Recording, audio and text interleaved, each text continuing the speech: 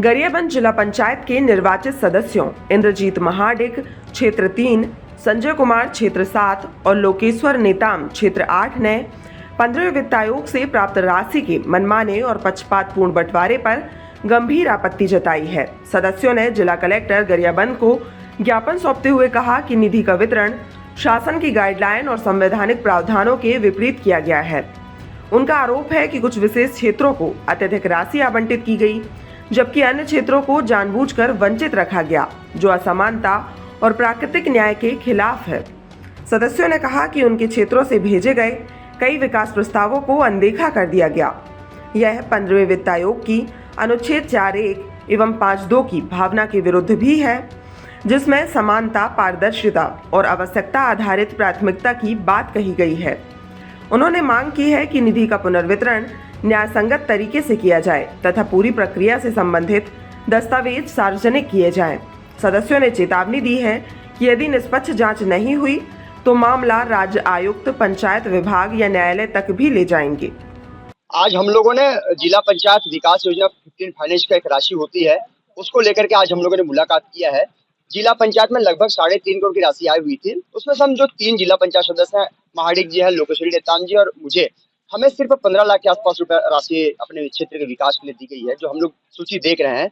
निश्चित तौर पर हम लोगों के साथ में भेदभाव हुई है, इसको लेकर के आज हम लोग मुलाकात किया है।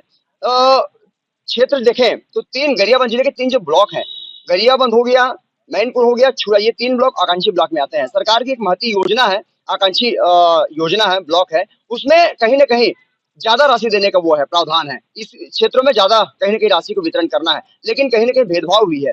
आप देखेंगे कि अन्य जो सदस्य हैं वो ज्यादा राशि रख लिया अपने क्षेत्रों के लिए और हम लोगों को कम राशि दिया गया है, तो कहीं ना कहीं हमारे साथ भेदभाव हुआ है। इसको लेकर के आज हम लोगों ने कलेक्टर साहब से मुलाकात की है। कहीं ना कहीं राजनीतिक द्वेष भावना से किए होंगे, ऐसा हमें प्रतीत हो रहा है। जिस प्रकार से राशि वितरण हुआ है उसमें हमें लग रहा है वैसी कि हमारे साथ में तीनों साथ भेदभाव हुई है।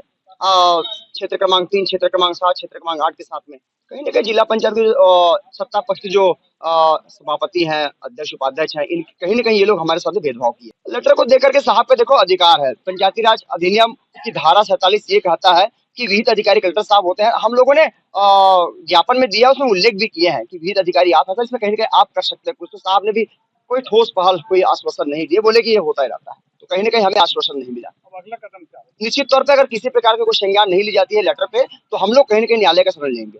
मामला यह है 15वां वित्त जो पंचायती राज अधिनियम के तहत 15वां वित्त का पैसा जो पंचायत में आता है, और उस पंचायत में जब जिला पंचायत जिसे कहा जाता है, तो जिला पंचायत में सभी सदस्यों को, चाहे वो अध्यक्ष हो, उपाध्यक्ष हो या जो सभापति हो या सामान्य सदस्य भी क्यों ना हो, उन लोगों को बराबरी हकदार वो उनके राशि का है, जो जिस राशि से उनको उनके खंड में विकास करना है, उनके क्षेत्र में विकास करना है। मामला यह है कि इस कार्य योजना में हमने अपने बहुत से अनेक कार्यों को दिए ताकि हम कार्य योजना में शामिल करके उस क्षेत्र में, हमारे क्षेत्र में विकास करें। हम अपने घर के लिए तो पैसा मांग नहीं रहे हैं, हमको अपने क्षेत्र के लिए ही विकास करना है, क्षेत्र की जनता को ही सहमत करना है, उनकी संतुष्टि के लिए करना है।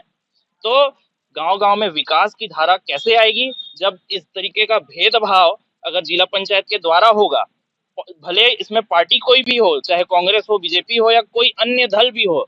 मैं तो पहली बार चुन करके आया हूँ, जिला पंचायत सदस्य बन करके आया हूँ, और इस प्रकार का भेदभाव, अगर इस प्रकार का भेदभाव होगा, माँ मौसी का फर्क किया जाएगा, तो विकास की धारा कैसे आएगी?